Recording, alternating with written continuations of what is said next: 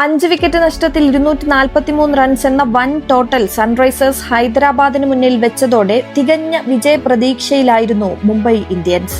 എന്നാൽ ഓറഞ്ച് ആർമിയിലെ വെടിക്കെട്ടുകാർ സീസണിൽ ഒരു കംബാക്ക് നടത്താമെന്ന ഹാർദിക് പാണ്ഡ്യയുടെയും സംഘത്തിന്റെയും മോഹത്തെ തച്ചുടച്ചു. ആദ്യം വെടിക്കെട്ടിന് പേരുകേട്ട എന്നാൽ ഈ സീസണിൽ വേണ്ടത്ര ബാറ്റ് ചലിക്കാതിരുന്ന ട്രാവിസ് ഹെഡ് എന്ന തലയുടെ വിളയാട്ടമായിരുന്നു. 30 പന്തിൽ 8 പടുകൂറ്റൻ സിക്സറുകളും 4 ഫോറുകളും അടക്കം 76 റൺസാണ് താരം നേടിയത്. 24 പന്തിൽ 3 സിക്സറും 4 ഫോറുകളും അടക്കം 45 റൺസ് നേടിയ അഭിഷേക് ശർമ്മയും ഈ വെടിക്കെട്ടിൽ വീണ്ടും തീയിട്ടു. ഈ പ്രകടനത്തോടെ IPL-ലെ ടോപ്പ് സ്കോറർക്കുള്ള ഓറഞ്ച് ക്യാപ്പ് വൈഭവ് സൂര്യവംശിയിൽ നിന്ന് താരം തിരിച്ചു വാങ്ങുകയും ചെയ്തു.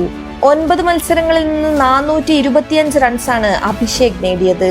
400 റൺസാണ് വൈഭവ് സൂര്യവംശിക്കുള്ളത്. ഇന്നലെയാണ് അഭിഷേകിനെ മറികടന്ന് വൈഭവ് ലിസ്റ്റിൽ ഒന്നാമതായിരുന്നത്. അഭിഷേകിനും ഹെഡിനും പുറമെ വന്നത് ഹെൻറിച്ച് ക്ലാസനായിരുന്നു.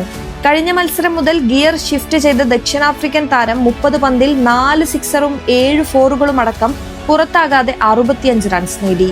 414 റൺസിലെത്തിച്ച് ഓറഞ്ച് ക്യാപ്പ് പട്ടികയിലും രണ്ടാമതെത്തി. നിതീഷ് കുമാർ റെഡ്ഡി 17 പന്തിൽ 21 റൺസ് നേടി. 10 പന്തിൽ 3 സിക്സറും 2 ഫോറുകളും അടക്കം 30 റൺസ് നേടിയ സലീൽ അറോറ ഞെട്ടിച്ചു. ഗോൾഡൻ ഡക്കായ ഇഷാൻ കിഷൻ മാത്രമാണ് നിരാശപ്പെടുത്തിയത്. ജസ്പ്രീത് ബുംറ അടക്കമുള്ള മുംബൈയുടെ വമ്പൻ ബൌളിംഗ് നിര നിരാശപ്പെടുത്തി. ബുംറ 4 ഓവറിൽ 54 റൺസാണ് ഇന്ന് വിട്ടുകൊടുത്തത്.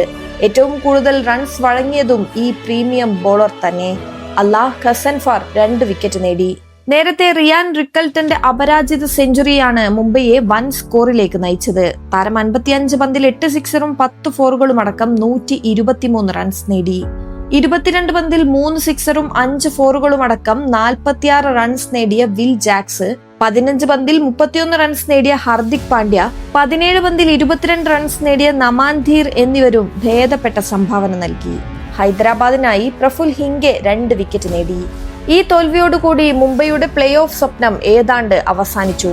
8 മത്സരങ്ങളിൽ നിന്ന് 2 ജയവും 6 തോൽവിയുമായി 4 പോയിന്റ് മാത്രമാണ് മുംബൈക്കുള്ളത്.